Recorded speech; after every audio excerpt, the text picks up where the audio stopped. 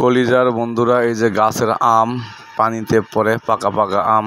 তো বহুত দিন পরে পুষ্করিণীতে গোসল করতে এসে এই গাছের আম পানিতে ডুব গাড়ে দিয়ে খুঁজে পাওয়ার মজাই আলাদা। দেখেন, পানির নিচে আর বেশিক্ষণ দম ধরে রাখতে পারি না।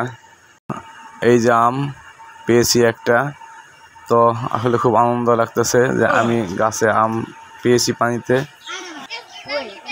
তো গোসল করতেছি পোলাপানদেরকে নিয়ে, একটু সাঁতারও কাটাইতেছি, সাঁতার শিখাইতেছি। আসলে ঢাকাতে থাকে তারা, পুকুরের পানিতে সাঁতার জানে না, তো সেই সুবাদে একটু সাঁতার শেখানো। এদের সাইডে একটা বাচ্চা অল্প বয়স, এই যে দাদি দিল, দেখেন আসলে ভালো লাগলো। এরা খুব সহজেই অল্প বয়সে সাঁতার শিখে, কিন্তু আমাদের শহরে যেগুলো কাচ্চারা থাকে তারা আসলে সাঁতার জানে না, তাই তাদেরকে নিয়ে একটু সাঁতার শেখানোর উৎসাহ দিচ্ছি যে কিভাবে সাঁতার কাটতে হয়।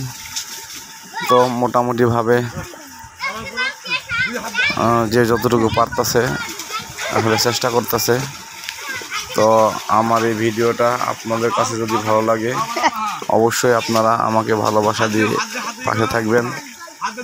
আর দেখেন, পুকুরে গোসল করার মজা আলাদা। তো আপনারা কে কে পুকুরে গোসল করছেন এবার ঈদের দেশের বাড়িতে গিয়ে, অবশ্যই কমেন্টের মাধ্যমে জানাবেন। আসলে মানুষ বর্তমানে পুকুরে আর গোসল করে না, ম্যাক্সিমাম মানুষই টিউবওয়েলে গোসল করে। পুকুর আর নেই তেমন আগের মতো, তাই মানুষ সচেতন। তো এই জন্যই বলতেছি যে পুকুরে গোসল করা আসলে খুব মজা। আপনারা যদি পুকুরে গোসল করেন কমেন্টে জানাবেন। আর ভিডিওটা যদি আপনাদের কাছে ভালো লাগে, অবশ্যই লাইক কমেন্ট শেয়ার করে পাশে থাকবেন।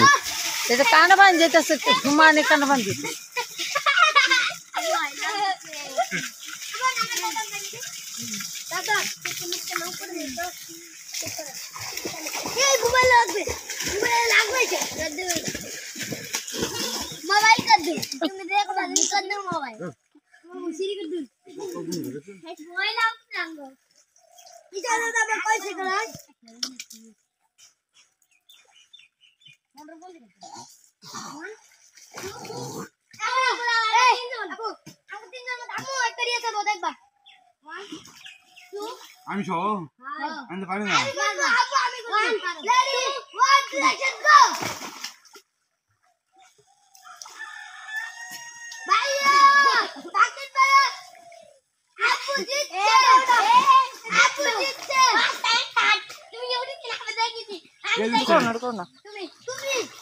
আমি